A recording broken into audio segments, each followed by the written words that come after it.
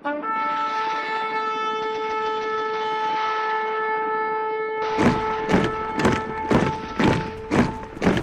aminay izay andro atongavana izany ary izay famantarana ny fiavinao sy ny fataperana izao tontolo izao.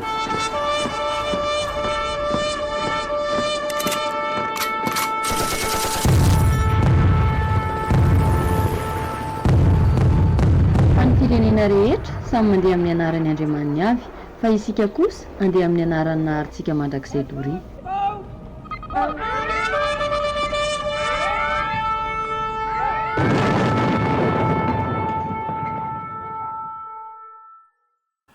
Eto amin'ity laharana 0002 ity dia ahitantsika ny fandalina lalilalina kokoa mahakasika ny ilay anarana.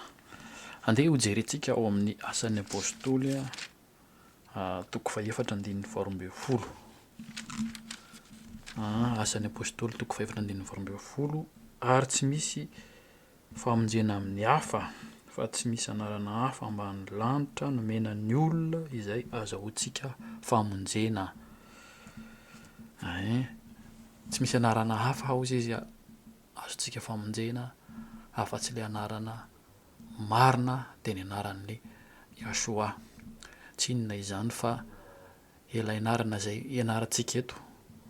Raha mandinika isika ao anatin'ny baiboly protestanta dia hafa ny voasoratra ao. Mandinika isika ny baiboly taloha tamin'ny 1800 1700 dia hafa ny voasoratra ao. Mandinika isika ny baiboly tarobe isan-karazany, version isan-karazany dia misy fahasamihafana. Izany indrindra no antony tenenantsika hoe misy voakitiky ny tanan'ny olombelona ny fanoratana ny baiboly io. Ka dia izay no fakafakaintsika hoe ahoana sy ahoana no mahakasika an'izay. Raha ho jerentsika izao ohatra hoe Bible juive complète BJC izay natokana ho an'ireo jiosy sy ny tsy jiosy ihany koa, dia nahafahan'ireo mpamaky mifandray amin'ny fitena finoana hoe mesianika, izay anarana tononona hoe Yesoa ao anatin'ny boky Bible complète juive io, izay natonta tamin'ny 1770 izay nalaina ntsongaina tao amin'ny Tanaka, nadikan'ny Beristy Hadasha. Io ihany koa nefa dia navozina tamin'ny 1917 ny boky io. Amin'ny version King James indray dia tamin'ny 1990 dia ahitantsika anarana Yasoa izay nisorona nisoloana soloana anatin'io resaka anarana io. Ny Ete Sifer ihany koa izay anarana boky moa zany zay, dia ny boky fito amby 20 isa ao anatin'io dia namerina ireo anarana voafafa izay ny hoe anarana tao anatin'ny baiboly efa taloha nisoron'ny olona, dia izay hitany anatin'ny livran'ny Ezra boky voalohany sy faharoa, Barosha, dia ny livran'ny Yashara, izay ahitantsika ny boky ihany koa dia hoe Aleftav izay ahitana ny teny Hebreo zany anatin'io.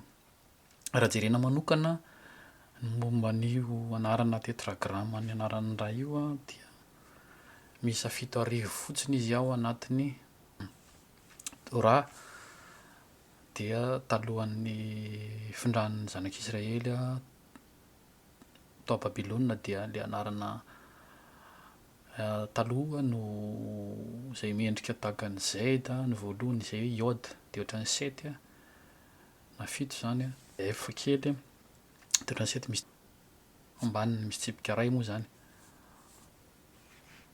dia ao amin'ny salama ihany koa dia ahitana fiverenan'io anaran'iray io fo fitonjato a zay iod he wao he ta ny ranomasina maty a na mer morte dia efa siècle voalohany tamin'ny taonjato iraisana no anisan'ny teny anaran'le nahary ray a ny efatranainy indrindra zany hoe taorinan'ny fifindran'ny hebreo tany babilôna zany. Ao amin'ny salamo fa telo amby valopolo ka hatramin'ny toko telo amby valopolo ka hatramin'ny valo ambin'ny folo a dia efa nanambara mihitsy izy ao fa hoe ary aoka ho fantany fa ianao irery ihany ilay atao hoe ao a no ilay avo indrindra ambonin'ny tany rehetra. Io dia midika fa tokony tonoina ny anarany ao amin'ny Joela fa toko faharoa andininy roa amby telopolo izay tsy hita ao anatin'ny baiboly protestanta fa mijanona andininy fahafito amby roapolo dia navadiny tany amin'ny toko fahatelo izy a dia tsy inona fa hoe ary nazovy no iantso ny anaran'ilay ao izy dia afa mandositra zany hoe amin'ny andro farany zany a tena zava-dehibe io anaran'io fa na miantso anaran'io anao zany a dia avotana. Zava-dehibe zany a ny anarana tsy azo atao tsintsiniavana mihitsy satria ny fototry ny finoana anatin'ny baiboly mihitsy a no voakitikitika zany hoe avy amin'ny anarana io ny amonjena, avy amin'io nanaovana batisa, avy amin'io nanaovana fitoriana ny filazantsara ka raha voakitikitiky ny tanan'olombelona zay ny fandimbina noratra io a dia tsy misy dikany tokony ivavahana ary aza gaga isika hoe toriana ny faminaniana ny fanambarana, toriana ny zao nefa toa ohatran'ny mbola tsy mety tonga ihany le farany satria tsy tena mbola feno le fahamarinana. Any amin'ny Romanina toko fahafolo andininy fahatelo ambin'ny folo dia manambara hoe zay fa izy rehetra miantso ny anaran'ny ao dia ho vonjena. Hitantsika amin'izany fa vao miantso ny anarany fotsiny dia efa mahatonga an'ilay nahary ray a ho liana amin'ny famalinany vavaka ao. Ao amin'ny Matio toko fahaenina andininy fahasivy dia efa nanampianatra ihany koa izy hoe amin'izany ianareo ozy raha mivavaka dia hoe rainay izay ny an-danitra ho hamasinana iny anaranao fa izy tsy niteny hoe ho afenimpenina na ho vaovaina na ho vaovaina ka zay no mahatonga an'ilay hoe firenena rehetra dia samy mandeha amin'ny anaran'ny Andriamaniny avy fa isika kosa dia mandeha amin'ilay naharantsika mandrakizay dorieny fa na zareo jiosy any Israela dia efa miteny mihitsy hoe tsy tokony ho tononona ozy izy io anarana io dia nefa nytadio fa ny faminaniana amin'io dia ny jentilisa no mampianatra an'io anarana io ka zava-dehibe zany tsara ho fantatritsika dia ohatrohatran'izay le izy a dia ho toizantsika hatrany. Eny ary mandra-pahafoana ny lanitra sy ny tany dia tsy misy ho foana akory amin'ny lalàna na dia litera ray aza ozy na tendrin-tsoratra iray aza mandra-patanteraka izy rehetra. Ao amin'ny Matio toko fahadimy andininy fahavalo ambin'ny folo milaza izay zava-dehibe zany hoe mandra-pahafoana ny lanitra sy ny tany dia tsy ho foana na litera ray ary dia misy renvoi kely ery ambany ery dia iode i grec o d izay litera kely indrindra amin'ny abd hebreo zany hoe tsy tokony ho foananao zany io, tsy tokony ho vovain'ny izy io. Niza zany milaza miseho azy manam-pahefana eto ambonin'ny tany na izy tsy tokony afaka manaisotra an'io na kely ary. Eny ary alohanan'izany rehetrarehetra zany dia mety hitentsika hoe ka io ange ny baiboly hebreo ihany no milaza an'izany tsy marina zany fieritreretanao zany fa raha mijerintsika amin'ny baiboly protestanta amin'ny teny gasy izay hitantsika io dia any amin'ny salamo 8:1 dia vakentsika jerevo zay salamo zay 8:1 zay amin'ny anaran'ny lay Mesia salamo 8:1 dia misy eo manomboka eo milaza ny abidia hebreo salamo abidia fankalazany lalàn'ilay nahary dia midika zany fa tsy ho very zany io satria i nahary io dia mahalala ny eritreritry ny olombelona tsirairay te hikitikitika ilay nahary na dia efa napetrana tao anatin'ny baiboly ato ny salamo hebreo de jerevantsika tsiraidray zany hoe inona avy ny dikany. Ao anatin'ny salamo 119 foa dia misy titre kely tsiraidray eny amin'ny misy lohahevitra kely lohateny hoe alef. Ny alef zany dia omby ny dikany. Ny bête ndray dia maison eo amin'ny 1.7 zay. Eo 1.7 de gimel dia chameau apondra moa zany. De ao amin'ny 1.5 dia dale izay midika hoe varavarana. 3.30 eo amin'ny lohateny het izay midika hoe fiderana. 1.7 izay hoe vao izy na wao izay midika fa fantsika. Mbola idirantsika misimisy moa ny amin'izy ireny fa ny tsara ho fantarintsika fotsiny de hoe misy zany litera hébreu zany anatin'ny baiboly izy eritreretintsika hoe tsy misy. Zany anamporofona fa natoy ny soratana azy zany de misy dikany. Fantatra le nahariny eo anatin'ny eritreritrin'ny olona tsirairay hoe misy olona te kitikitika, te hanampy, te hanesitra. Ao amin'ny 1.7 amin'ny salamo 5.1 ihany gêne dia fitaovam-piadiana tahaka ny hoe antsy, sabatra. Dia ao amin'ny 1.7 ihany koa de misy ny hoe heta na sakana, barrière moa zany izy amin'ny teny frantsay. De eo ihany koa mahita isika tête na bibilava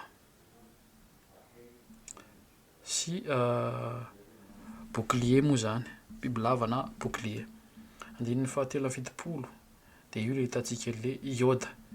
Efa hitantsika sady zao fa de mifanohitra na amin'ny testamenta vaovao sy ny testamenta taloha lenina anoratan'le olona anazy. Hoe ny anankiray iode ary amin'ny Matthieu le vakitsika avao teo de ato amin'ny testamenta taloha de nataon'ny Joda ndray. Nefa ianao rehefa majery version na baiboly taloha manomboka 1600 1800 de hitantsika hoe iode ihany io. Midika zany fa fanahinina mihitsy le izy. Manahary tahaka an'izay indray dia kaf zany hoe filatanana. Ary amin'ny 1.20 misy an'izay kaf zay filatanana. Amin'ny teny frantsay izy de hoe paume de la main.